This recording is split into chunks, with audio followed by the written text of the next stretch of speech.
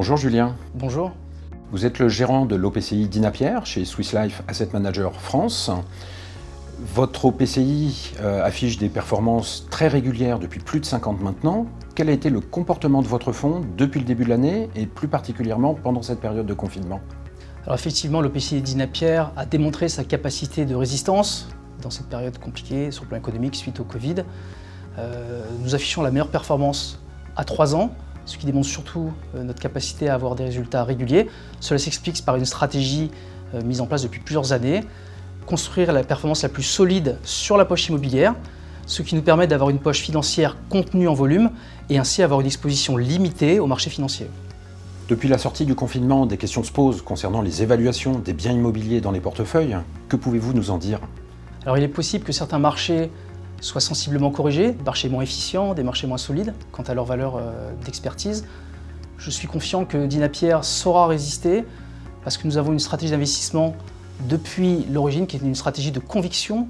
Nous investissons dans des marchés locatifs sécurisés, des marchés efficients. Pour illustration, nous venons d'acheter à Bruxelles, à Munich et à Paris.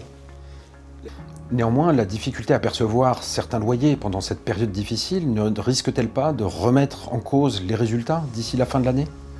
Alors déjà, il est important de rappeler que la poche immobilière de Dinapierre, c'est 70% de bureaux. C'est une poche qui ne devrait pas être impactée par le contexte. En revanche, effectivement, nous avons quelques actifs de diversification, comme par exemple des commerces ou des hôtels, qui ont un peu plus souffert du fait du confinement parce que tout simplement, ils n'ont pas pu exploiter. Nous avons avec ces locataires des discussions ciblées et aujourd'hui, nous avons accepté le report de l'équivalent de 9,72% du loyer annuel de Dinapierre, ce qui est un montant qui est relativement négligeable. Je dis bien report et non pas annulation. En revanche, s'il est dans l'intérêt des porteurs de parts de concéder des franchises de loyer, nous le ferons. Cela permettra aux locataires de redémarrer dans les bonnes conditions et cela sécurise, consolide le patrimoine de Dinapierre.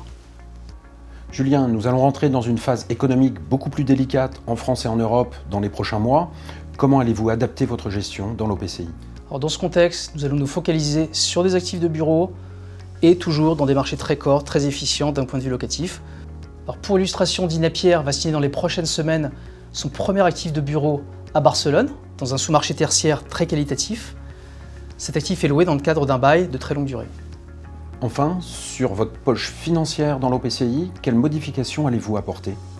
Alors effectivement, le marché action a été fortement heurté des conséquences du Covid, même s'il s'est plutôt pas mal repris, notamment aux États-Unis.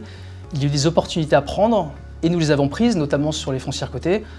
À ce titre, nous mettons actuellement en place un partenariat avec un asset manager de premier plan spécialisé sur les foncières cotées. Notre objectif est d'ouvrir nos investissements en foncières cotées à toute l'Europe et également être plus diversifié d'un point de vue typologique, comme par exemple sur la logistique, l'habitation ou la santé.